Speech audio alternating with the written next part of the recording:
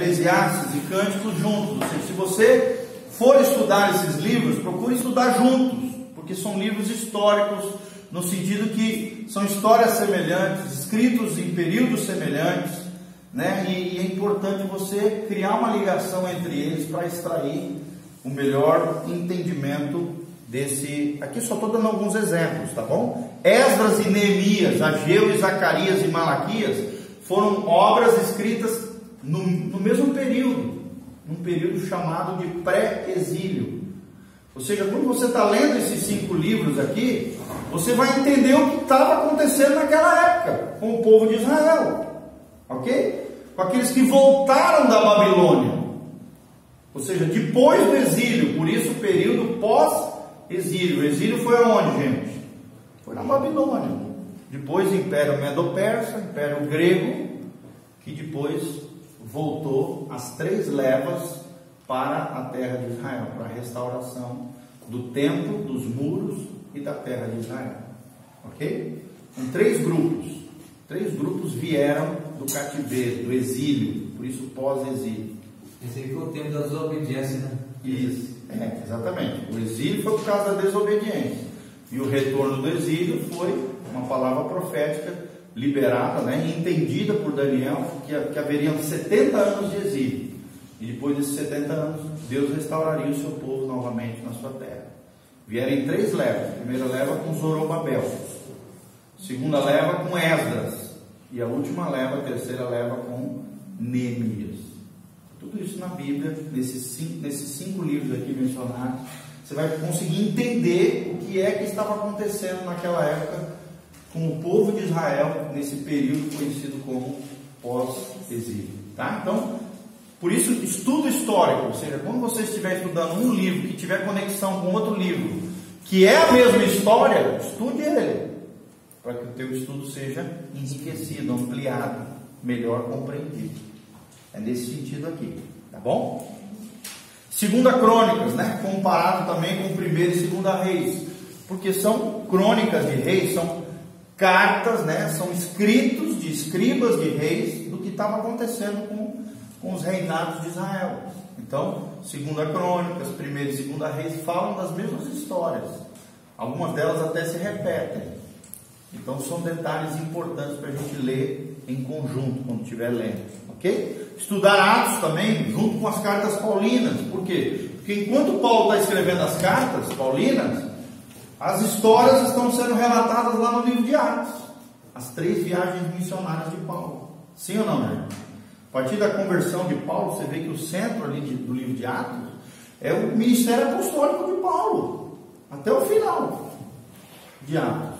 Então é importante você ler Atos e também ler as cartas paulinas, para entender daquilo que está acontecendo naquelas viagens missionárias, onde Paulo ia escrevendo as obras, dentro das suas prisões, perseguições, né, em vários lugares.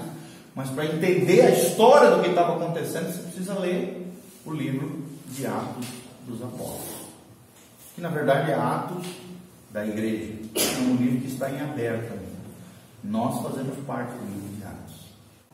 Amém? Quem faz parte da Igreja do Senhor Jesus? É um livro que está em aberto, porque nós estamos vivendo ainda essa era, essa dispensação.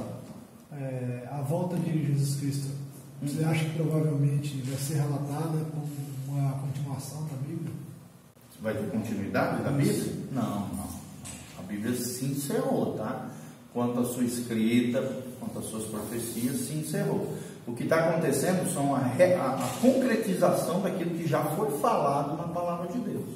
A Palavra de Deus não vai ter mais coisas escritas. Pelo menos a Bíblia não fala que vai ter isso, tá? Então a gente pode subentender que a revelação de Deus, toda a revelação de Deus já está contida na Palavra de Deus, ok? Fatos históricos ainda vão acontecer, porque são profecias que ainda não se realizaram, tá? Nós estamos vivendo elas, e tem algumas delas ainda que vão acontecer ainda para frente. Mas assim, o que Deus revelou na sua palavra já está escrito, e foi fechado no ano 95 depois de Cristo, com a obra do Apocalipse, ok? Ali é o último escrito contido na palavra de Deus. São as palavras do apóstolo João na ilha de aproximadamente no ano 95 depois de Cristo. Conseguiu entender? Pergunta? Então aqui falei das aventuras missionárias, né? Das 3 viagens de Paulo. Então, estudo histórico, eu já falei, né? Estudar as palavras, prestar bastante atenção nas palavras, gente, principalmente nos verbos.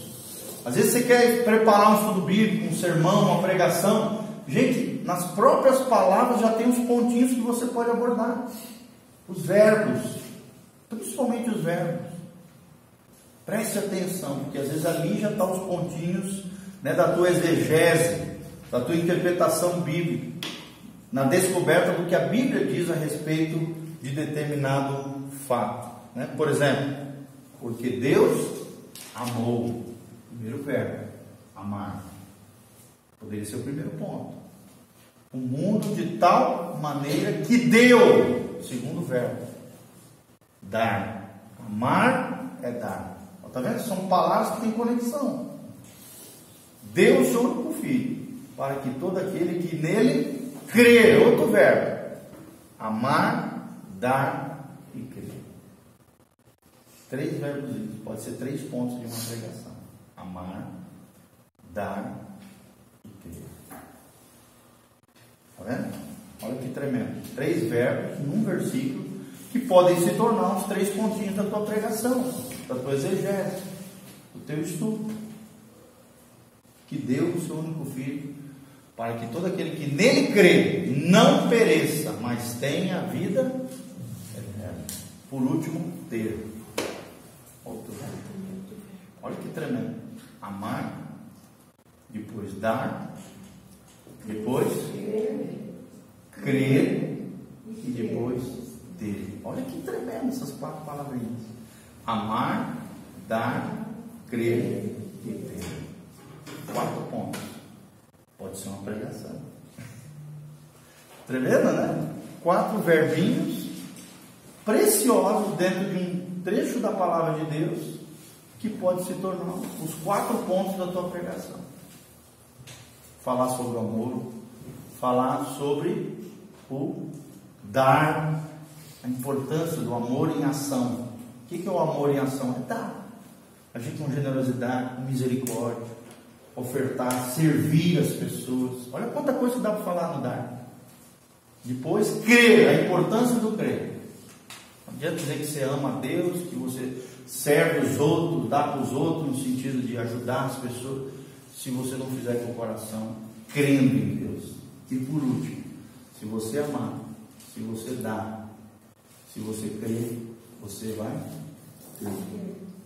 ter o quê? A vida eterna, a salvação. Olha que tremendo. O ter vem lá no final. Agora a nossa sociedade valoriza o quê? O ter em vez do ser. Vocês estão vendo que os 3 primeiros pilares é o quê? É ser. O último pilar é ter. A nossa sociedade vai fazer o contrário. Primeiro ter, para depois Deus é o universo. Você precisa amar, você precisa ofertar, né? Dar. Você precisa crer para daí então ter a vida eterna. Tremendo, né? Olha aí, ó, só rapidinho assim, a gente só deu um exemplo aqui de algo tremendo que a gente poderia, né, esmiuçar. Um dia eu vou fazer isso com vocês aqui e começar. Isso aí é uma exigência de Deus, né? Porque primeiro a gente tem que dar para depois a gente receber, né? De Exatamente. Deus, né? Maior aquele Toda que a dá palavra de Deus, do que aquele que recebe. Quem é exemplo disso? E as O pessoas próprio querem Deus fazer o Pai. contrário, né? As pessoas. O próprio Deus Pai é exemplo. Ele não pede nada para nós sem antes ter feito aquilo como exemplo para nós. Jesus é a mesma coisa. Ele não pede nada para você sem antes ter ido lá e mostrar como deveria ser. Até batizar, gente, Jesus fez sem ter necessidade, porque ele não tinha pecado para perdoar, para pedir perdão, para se santificar, para se purificar. Jesus não tinha pecado. Mas até por causa disso, para ser exemplo para nós, para pedir algo de nós que ele também fez, ele foi lá e se batizou. A Santa Ceia. Como exemplo para nós. Santa Ceia também é a mesma coisa. Vocês estão entendendo, gente? Coisa tremenda. Nada é colocado toa na Bíblia. Gente, até o nome das pessoas, o nome dos lugares, se você for estudar num dicionário, num comentário, numa enciclopédia, você vai ver que tudo tem conexão. Parece como é que se chama aquele negócio que vai botando assim? Quebra-cabeça. Parece um quebra-cabeça. Uma coisa impressionante. Cada nome, cada palavra na Bíblia não foi colocada à toa. Foi colocada, por isso que a Bíblia foi inspirada pelo Espírito Santo. É atual ainda. Atual também. Também, e atual, é válida hoje.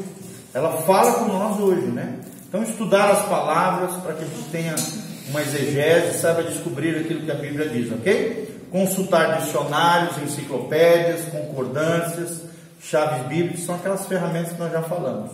Buscar o sentido de cada passagem. Aí eu coloquei Strong's ali. Strong's é um dicionário das palavras no original. Mostrei para vocês, né, dentro da minha Bíblia aqui, ela tem Strong's. O que é isso? É a palavra no original. Por exemplo, estou aqui, desobediência. Eu clico em cima, tuft. Vem da palavra riname, cuja raiz é aquele númerozinho ali, que se eu clicar vai abrir. Significa partícula conjuntiva, né? Ou seja, o que é em português? A fim de que não, ou que não. Está falando de desobediência. Ok?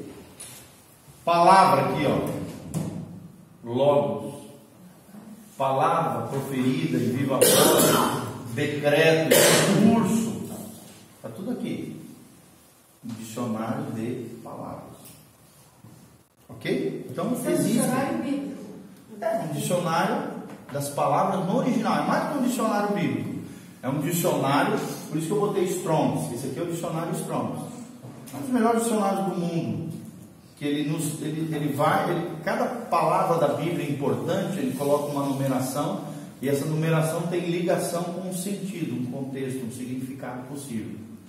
E aí ele puxa aquele significado e abre aquela janelinha ali. Qual é a palavra, como é que se pronuncia, como é que se escreve no original, e quais são os possíveis significados para aquela palavra. Ok? Dicionário. Buscar o sentido de cada passagem. Alguém ia perguntar alguma coisa? Fala em alto só, tá?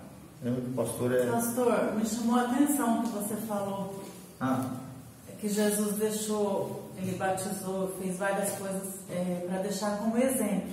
Sim. Mas também como uma revelação do amor dele por nós, né? Porque sim. Vamos supor que ele não tinha necessidade de fazer nada daquilo. Sim. Mas o amor dele superou tudo. Sim. Por nós. E até esse exemplo foi movido por amor. Jesus era movido por amor, por compaixão, e é assim que a gente tem que ser também. Então observar, gente, voltando para cá, os vocábulos, né? Ou seja, as variações também no texto bíblico, as figuras de linguagem. O que são figuras de linguagem? São todas aquelas metáforas, símbolos, né? Todas aquelas analogias que existem, as parábolas. Tem que prestar atenção nessas coisinhas. Muito importante para que você extraia realmente a verdade que Deus queria dizer naquela época e que é válida para nós hoje também. Isso é a interpretação bíblica, ok? Então observar esses vocábulos, os verbos, as variações e figuras de linguagem, analisar as metáforas, os símbolos bíblicos, as figuras bíblicas, os tipos, as parábolas, analisar todos os dados bíblicos e usar as ferramentas disponíveis para maior eficácia. Ok? Como essa ferramenta que eu falei para vocês aqui, uma Bíblia digital, que tem dicionário, já tem tudo aqui, e a gente facilita a nossa vida para quem está pregando, para quem está preparando estudo bíblico, né? E existem livros também. Eu não trouxe aqui, mas no meu escritório tem dicionário, tem enciclopédia, tem várias ferramentas ali que a gente pode mergulhar. Comentários bíblicos, é importante isso, tá? E se você precisar de orientação nesse sentido, a gente sempre vai estar orientando vocês, ok? Então nós encerramos essa matéria aqui, e semana que vem, amado, nós vamos começar um outro estudo, que é isso aqui, ó. É aquele material novo que a gente vai começar a tratar, tá? Mapeamento espiritual e pastoreamento inteligente. Ok? Baseado numa apostila desse livro aqui. Bom? Mapeamento espiritual e pastoreamento inteligente. Pode desligar.